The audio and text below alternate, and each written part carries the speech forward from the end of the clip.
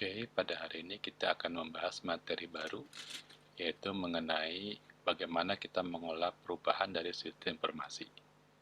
Sering sekali saat sistem kita ubah, itu banyak terjadi penolakan, karena penggunanya merasa sistem yang lama itu lebih cocok atau lebih baik, atau mereka enggan belajar sistem yang baru. Jadi sebaik apapun sistem yang baru kita tawarkan, tetap saja ditolak. Ini mungkin hubungannya terhadap hubungan manusia ya daripada hubungan terhadap sistem. Tapi seorang sistem informasi harus mengerti bahwa ini juga harus kita pelajari. Kita tidak bisa tanpa memikirkan bagaimana beban yang dihadapi oleh para pengguna. Kita membuat sistem ternyata memang benar malah membebani dibandingkan dengan sistem yang baru. Misalkan kita membuat sistem baru yang mengharuskan men-scan ijazah dari karyawan, yang mengerjakannya mungkin para sekretaris. Berat bagi mereka karena tidak mudah dan tidak bisa sesuai dengan waktu yang singkat kalau men-scan ijazah yang terlalu banyak. Nah, mungkin sistem tersebut tujuannya bagus, jangan membuat otomatis supaya pada saat dibutuhkan bisa langsung mencari di mana adanya ijazah. Tapi sistem tersebut tidak diikuti dengan manajemen perubahan. Ya, itulah mata kuliah hari ini kita akan bahas yang disebut dengan manajemen perubahan atau change management. Oke, kita akan sharing slide-nya sebentar.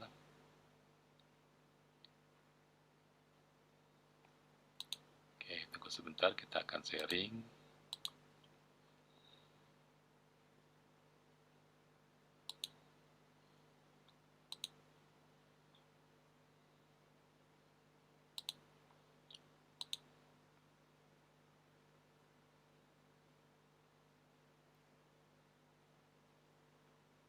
Oke,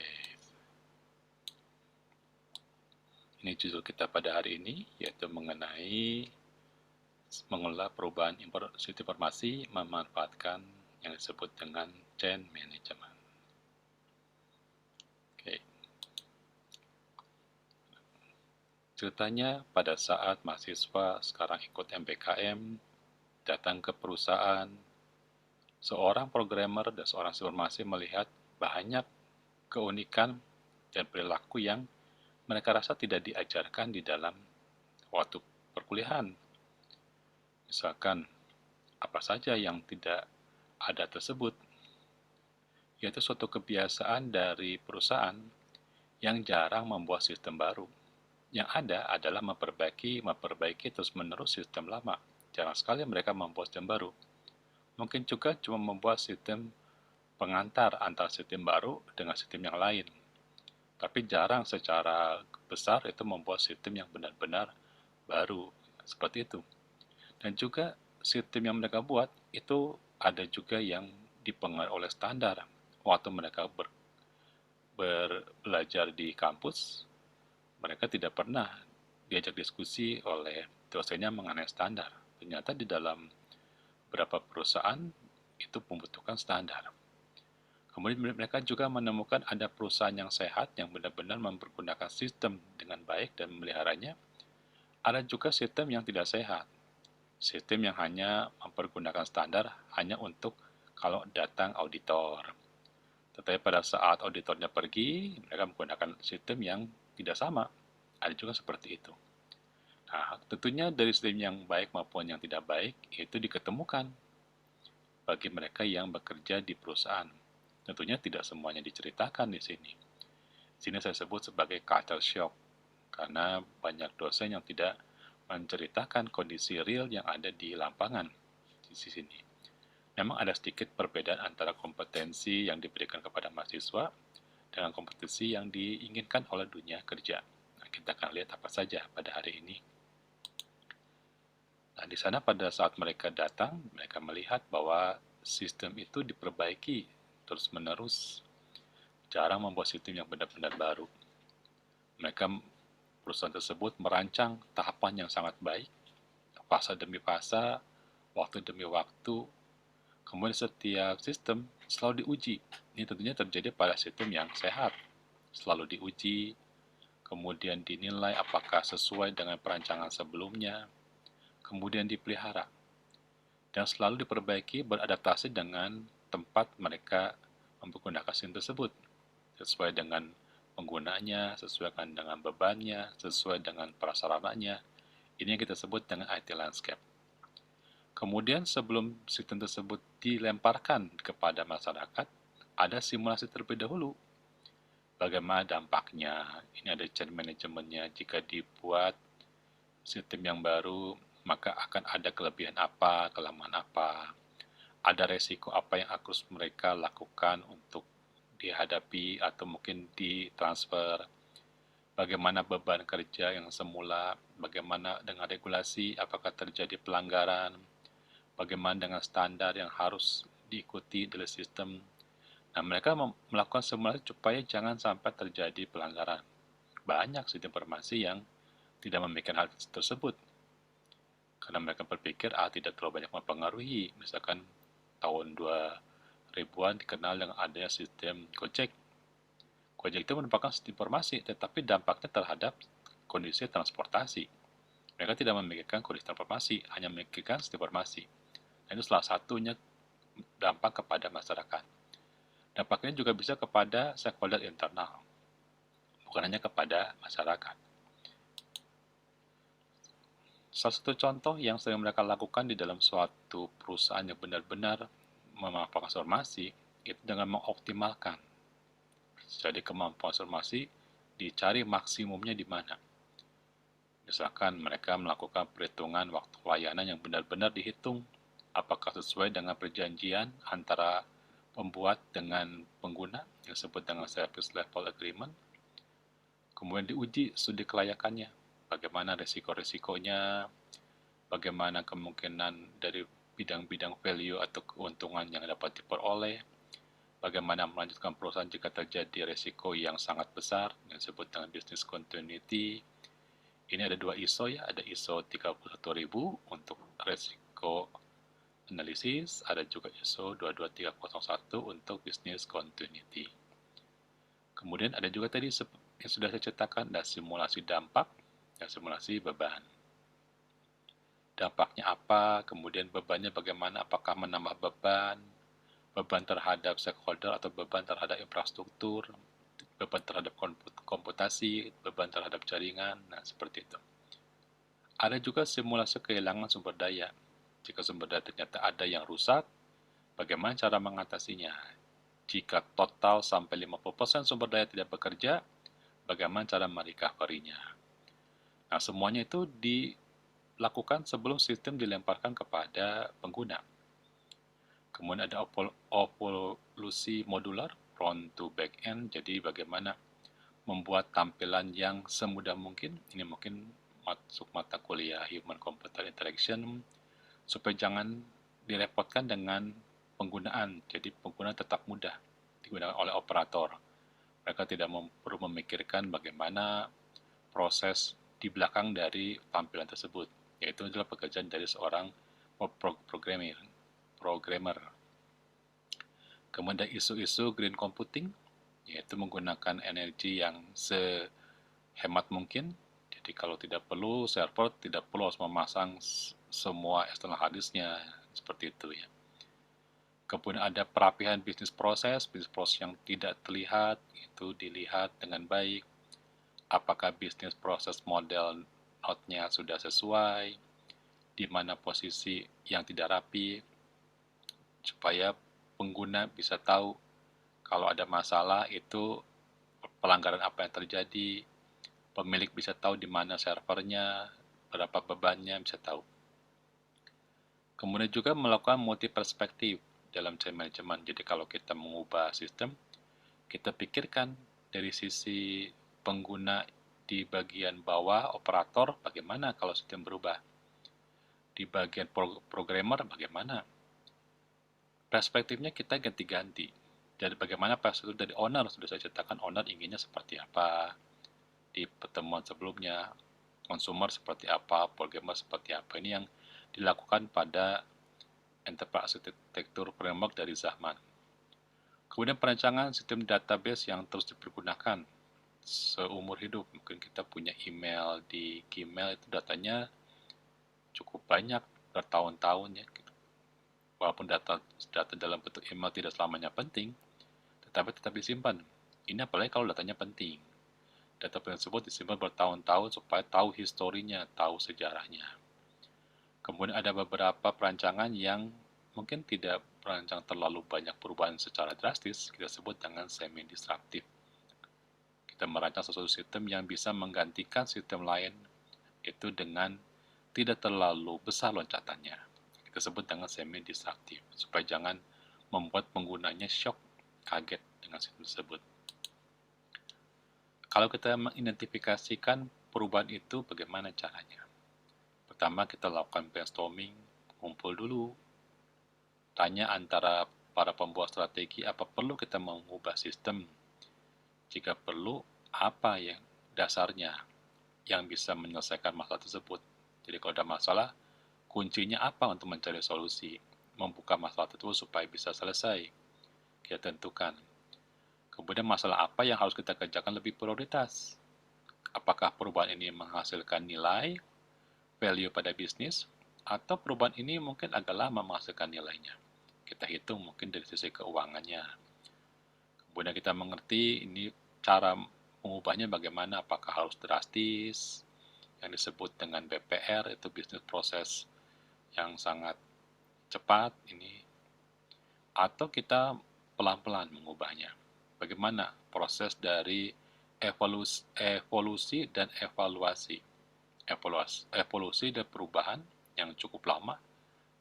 Jadi kalau dinosaurus itu zaman prasejarah sampai sekarang cukup lama, perubahannya pelan-pelan, atau yang drastis, yang disebut dengan BPR. Apa singkatan BPR? Business Process Re-engineering. Nah, kemudian kita evaluasi perubahannya itu apakah sudah sesuai dengan rencana, atau mungkin ada perubahan yang harus ditambahkan di luar rencana, gunanya bisa mempercepat perubahan tersebut. Mungkin saja ya. Kita evaluasi, berarti di sini nggak bisa kita mengubah tanpa ada perencanaan, tanpa ada diskusi, dan tanpa ada komunikasi. Kadang-kadang orang informasi itu jarang mau berbicara atau berdiskusi dengan pihak-pihak stakeholder yang terlibat pada proses perubahan. Itu yang harus kita hindarkan. Di sini perubahan tersebut bisa yang kita rencanakan atau yang tidak kita rencanakan, tetapi perlu ditambahkan. Kemudian perubahan yang dibuat pada proyek atau berubah organisasinya. Dengan adanya sistem data digital, mungkin beberapa manajer secara tahapan horizontal tidak perlu terlalu banyak, mungkin saja. Karena proses transaksi sudah dibantu dengan sistem, proses koordinasi dibuat dengan sistem. Tapi juga ini tidak berarti menghilangkan manusia, cuma menghilangkan beberapa birokrasi yang terlalu banyak ya. Karena mungkin pernah ingat yang saya sebut dengan cost transaksi ya. Sistem tersebut membuat bahwa dapat digunakan menjadi pintunya itu banyak tanpa mempergunakan face to face manusia dengan manusia. Atau perubahan secara sistematis ya. Banyaklah jenis perubahan tersebut. Kalau kita lihat apa yang bisa mendorong sistem, ada yang dorongannya itu karena sukarela, ada juga yang tidak. Tinggal kita lihat saja di sini mana yang sukarela, mana yang tidak ya. Mungkin perubahan karena kebutuhan teknologi itu sukarela ya. Digital transformasinya sedikit tidak sukarela ya. Perubahan menjadi lebih swasta, lebih menguntungkan mungkin itu adalah bentuk yang sukarela. Merger mungkin juga bentuk yang sukarela ya. Alasan karena hukum, karena peraturan baru, mungkin itu terpaksa juga kita mau tidak mau kita harus patuh. Tidak bisa kita menghindarkan, ini disebut dengan compliant. Ya. Nah, banyaklah isu yang membuat suatu organisasi berubah. Yang jelas, perubahan itu harus menguntungkan. Misalkan buat apa kita merger kalau perusahaan tidak menguntungkan? Saat merger itu repot karena sistem informasinya harus jadi satu. Padahal dua perusahaan atau tiga perusahaan yang jadi satu belum tentu sistem informasi dapat digabung. Kapan-kapan kita belajar bagaimana cara memerger, kemudian bagaimana informasi yang terjadi pada proses merger tersebut. Kemudian kita harus bertanya apakah siap untuk berubah, apakah timnya ada, kemudian bagaimana mengatur panitia yang mengontrolnya, apa kebutuhannya, setelah sistem dilakukan perubahan, bagaimana trainingnya bagaimana. Jangan sampai para penggunanya komplain karena tidak pernah di training, tidak mau pakai sistem. atau karena tidak di training banyak kesalahannya justru muncul karena ada tidaknya kesiapan dari para pengguna atau para operator. Kemudian tujuannya ingin dicapai apa sih? Tujuannya kita mengubah suatu sistem. Jangan sampai kita mengubah sistem malah fitur-fitur yang bagus hilang. Fitur-fitur yang lama sering dipakai disukai hilang. Atau muncul iklan, ya mungkin saja muncul iklan padahal sistem tersebut terlalu tidak ada iklan. Atau membuat beberapa verifikasi dan validasi yang terlalu panjang setelah dibuat sistem baru. Tidak boleh. Harus lebih memudahkan, lebih memberikan kejelasan, lebih memberikan transparansi kalau memang itu diberikan kepada stakeholder yang membutuhkan transparansi seperti itu. Oke, jika ada pertanyaan mungkin silakan terus di chatting ya, nanti kita akan bahas setelah slide ini selesai. Kemudian, siapa saja yang harus terlibat? Ya, tentunya ada pihak internal atau juga pihak eksternal. Internal terlebih dahulu yang harus kita perkuat.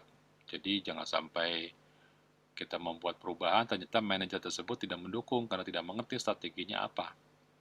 Kita jelaskan ada hal-hal yang baik pada saat perubahan tersebut.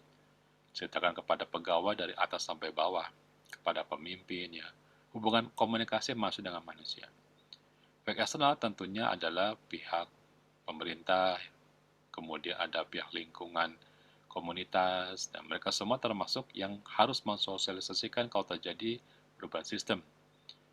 Misalkan sekarang yang lagi ramai adalah aplikasi Peduli Lindungi. Di sini pihak pemerintah mensosialisasikan apa keuntungan dari menggunakan aplikasi tersebut dan apa yang menjadi prasyarat. Itu kan bukan pembuat program sebagai internal faktor, tetapi lebih banyak kepada pihak pemerintah di sini sebagai eksternal faktor. Jika sistem peduli lindungi dijadikan sebagai kewajiban, tentunya di sini pemerintah bergerak di bidang hukum. Yang jadi masalah pada saat kita melakukan macam perubahan adalah bagaimana menyampaikan informasi.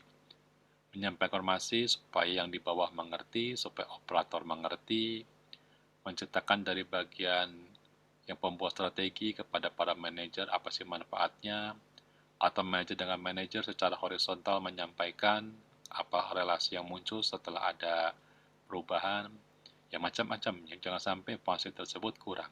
Bisa berupa pelatihan, disosialisasikan secara resmi, bisa berupa pamflet, leaflet, petunjuk.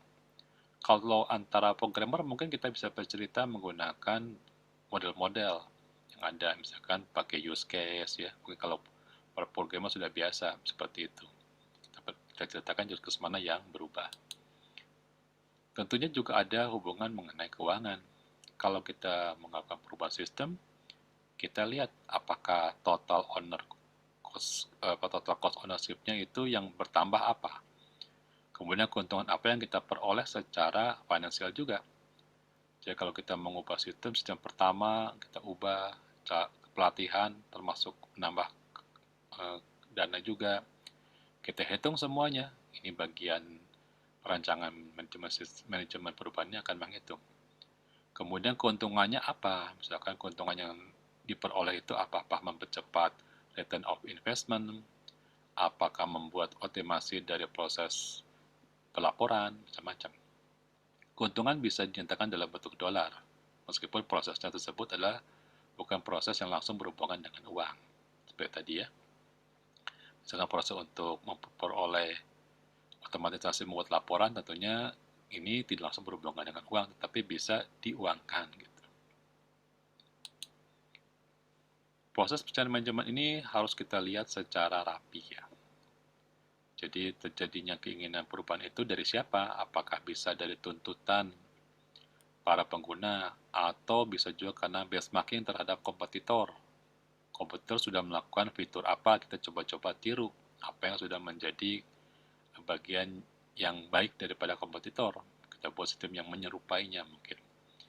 Kemudian lakukan impact analysis. Apa sih dampak yang diperoleh, keuntungannya apa. Jangan sampai ruginya lebih banyak daripada untungnya.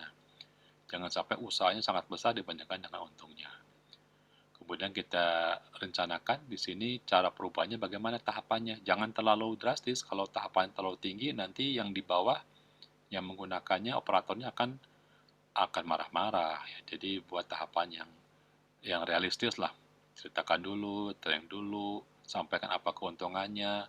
Mungkin keuntungannya bukan jangka pendek, mungkin jangka panjang ya, silakan. Setelah itu kita menerapkan perubahan tersebut, kita awasin, jangan sampai perubahan tanpa ada pengawasan, kita review dan kita laporkan. Kita buat tahapan yang bagus, tahapan bisa waktu, bisa juga per fasa. Jadi kalau per fasa maksudnya jika sudah selesai tahapan ini, langsung dilanjutkan, tidak menunggu lagi waktu, akan seperti itu. Ini contoh kalau kita membuat channel manajemen dari tahun 2020 sampai tahun 2024, seperti itu ya. Nanti kita tentukan indikator mengukurnya apa, atau KPI-nya apa, mungkin masih ingat KPI ya, Key Performance Indicator.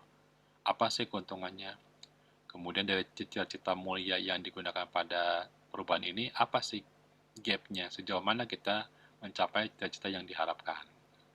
Kita review, bisa ini orang-orang yang bekerja di sini adalah para auditor yang membantu proses dari change management, auditor internal misalkan.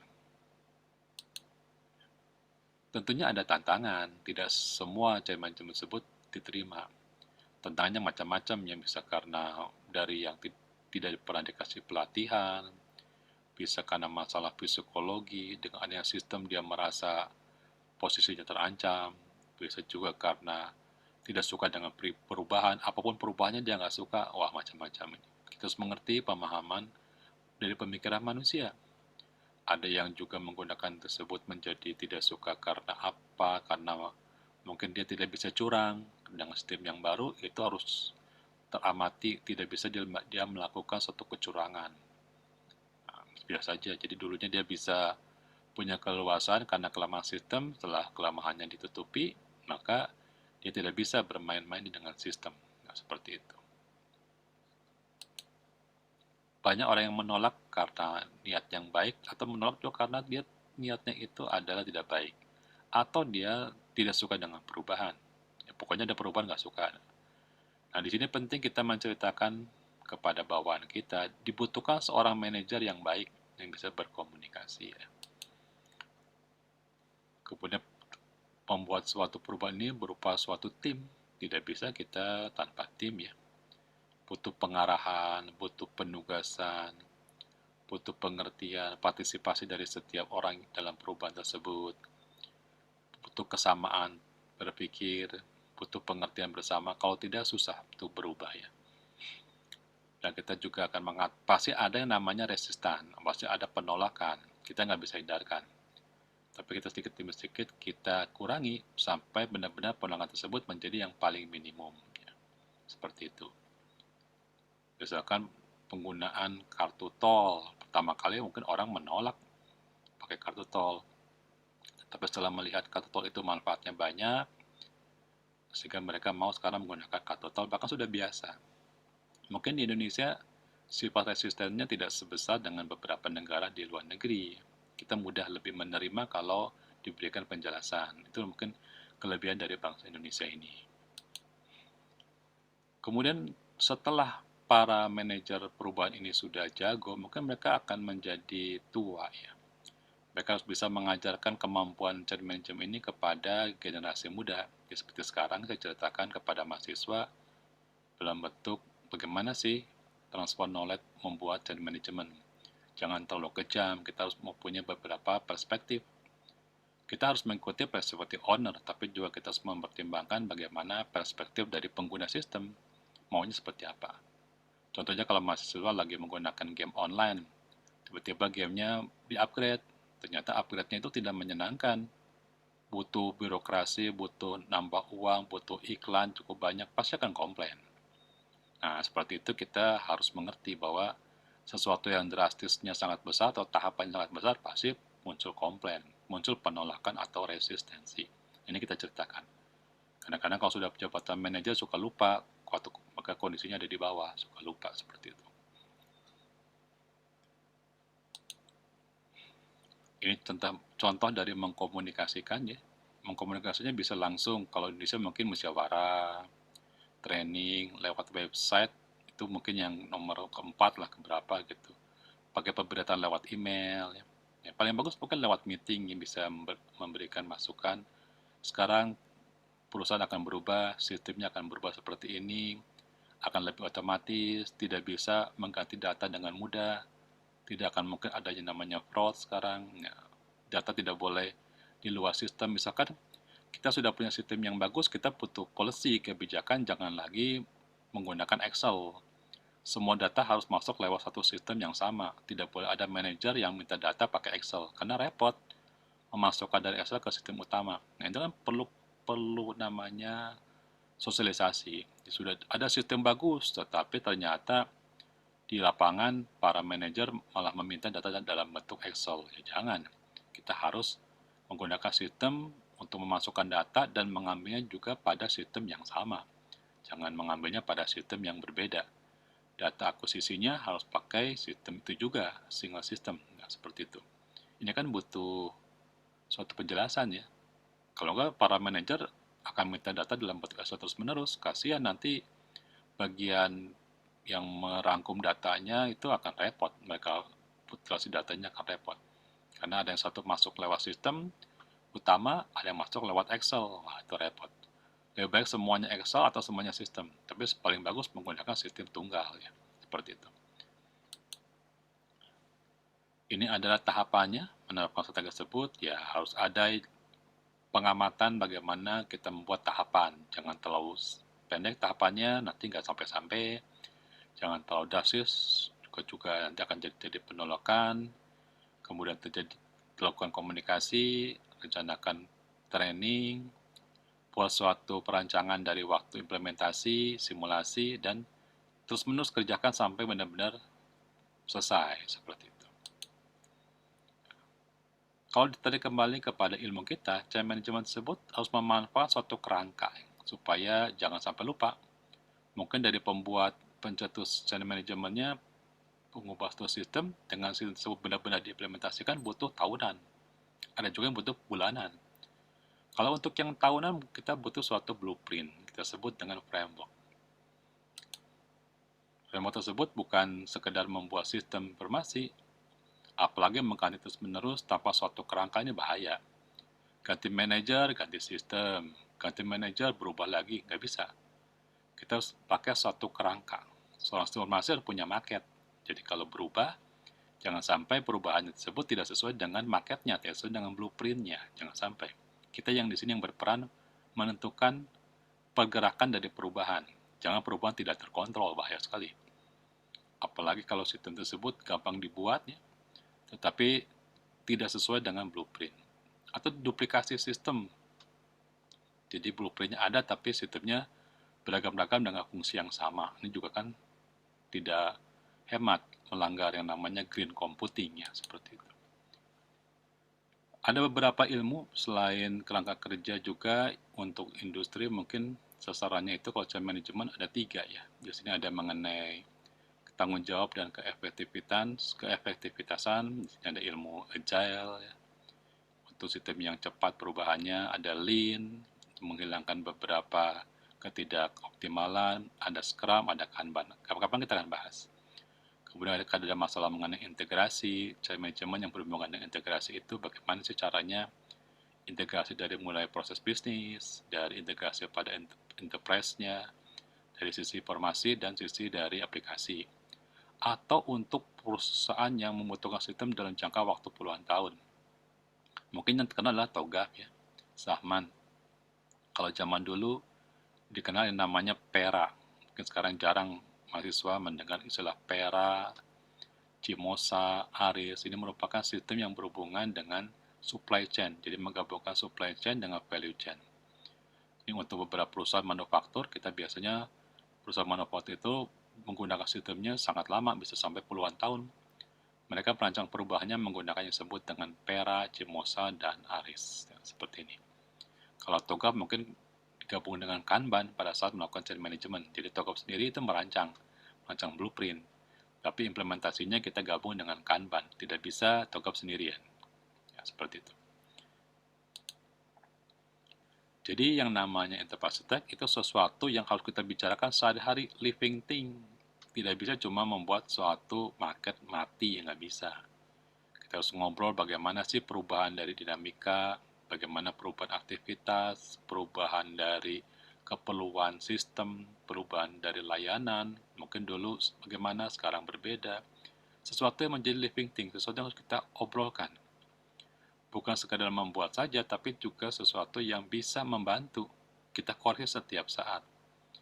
Bagaimana sih peta pertumbuhan teknologi? Kan teknologi selalu berkembang, selalu berubah. Bagaimana resiko yang muncul? Mungkin dulu nggak ada resiko, sekarang jadi ada resiko. Bagaimana pembiayaan? Jadi sesuatu yang kita bicarakan setiap hari. Mungkin kalau di Enterprise Architect, setiap pagi kita sambil ngopi ya. Dulu itu saya seperti itu.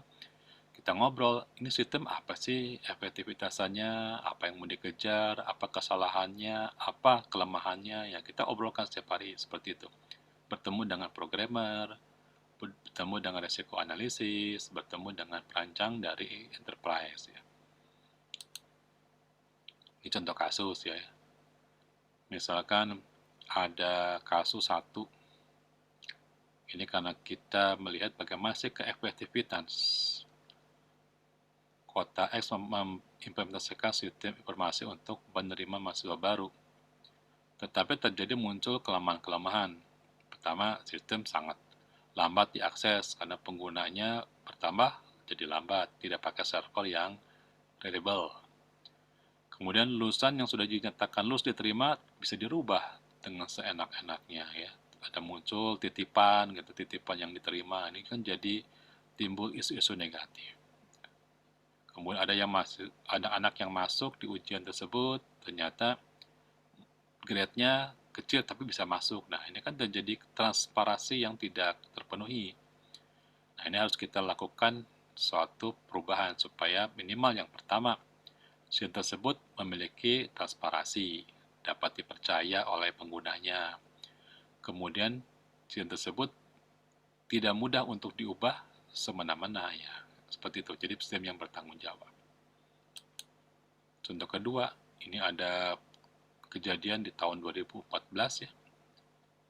Sistem ATM diganti. Ternyata setelah diganti, sistem tersebut setiap ditarik uang, uangnya tidak berkurang. Ini bukan salah siapa nih? Salah yang mengganti chain manajemennya atau mungkin salah yang narik uangnya ya.